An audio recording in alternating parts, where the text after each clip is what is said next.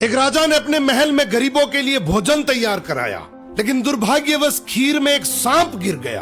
किसी को भी इसका पता नहीं चला और वो खीर गरीबों में परोस दी गई और इसे खाने से सभी गरीबों की मृत्यु हो गई।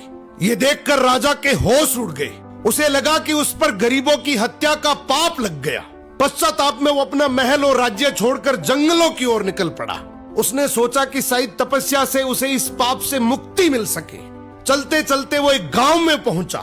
गांव के चौपाल में बैठकर उसने पूछा कि क्या इस गांव में कोई ऐसा परिवार है जो सादा जीवन और भक्ति में विश्वास रखता हो। गांव वालों ने बताया कि यहाँ एक भाई बहन रहते हैं जो बहुत ही सादगी और भक्ति से जीवन बिताते हैं। राजा उसी घर में ठहर गया। अगली सुबह राजा ने देखा कि वो लड़की ध्यान में बैठी हुई है। आमतौर पर वो जल्दी उठकर घर का काम और नाश्ता बना लेती थी, लेकिन उस दिन वो काफी देर तक ध्यान में लीन रही।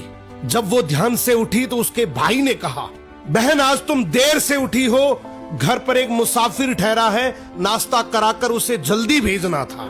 लड़की ने शांति से कहा, भैया ऊपर धर्मराज के दरबार में एक बहुत उलझा हुआ मामला चल रहा था, उसी पर ध्यान लगा था, इसलिए देर हो गई। भाई ने पूछा, कैसा मामला? लड़की बोली, एक राजा ने गरीबों के लिए भोजन बनवाया था, लेकिन दुर्भाग्यवश खीर में सांप गिर गया और वही खीर खाने से सभी गरीबों की मृत्यु हो गई। अब धर्मराज ये तय नहीं कर पा रहे हैं कि इस पाप का दोष राजा को लगे या उस सांप को या फिर उस नौकर को जिसने बिना जांचे खीर परोस दी थी। राजा ने प्रार्थना की, क्या मैं एक रात और यहाँ रुक सकता हूँ?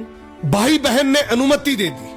उधर गांव की चौपाल में दिन भर लोग बातें करते रहे कि पता है फला राज्य के राजा ने अपने राज्य के गरीबों को हटाने के लिए उन्हें जहरीला भोजन खिलाकर मरवा दिया। बिना सच जाने लोग निंदा करते रहे। अगली सुबह लड़की फिर ध्यान में बैठी। ध्यान पूरा होते ही वो अपने काम में लग गई। राजा ने उससे पूछा, बेटी अब बताओ गरीबों की मृत्यु का पाप आखिर किसे लगा? लड़की ने शांत स्वर में कहा, वो पाप उन लोगों को लगा जो चौपाल पर बैठकर बिना सच जाने निंदा कर रहे थे। राजा की आंखें भर आई, ये जानकर कि वो इसका दोषी नहीं है। जिंदगी में याद रखना, दूसरों के पाप गिनने वाला इंसान अक्सर अपने सर पर सबसे बड़ा पाप उठा लेता है।